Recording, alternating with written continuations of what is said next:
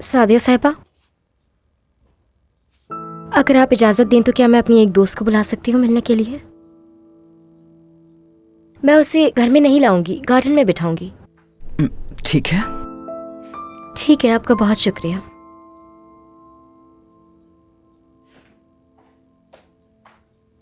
हैरत है, लगता है इससे भी कुछ तमीज आती जा रही है। एक्सक्यूज मी मरियम, मैं जरा एक कॉल रिसीव कर। जी सादिया साहिबा। जी कहिए सलीम साहब।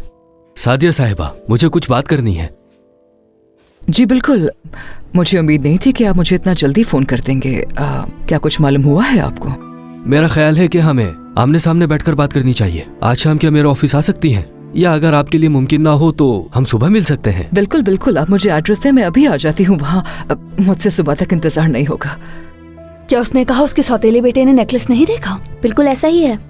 लेकिन नसरीन ने तो सादिया से कहा था कि नेकलेस हमेशा से उसके पास मौजूद है। उसकी माँ भी यही कह रही थी और कहकर पछता भी रही थी, इसलिए फौरन बात बदल दी। सच कह रही हूँ। ठीक है अमीने, तुम अपना काम करो।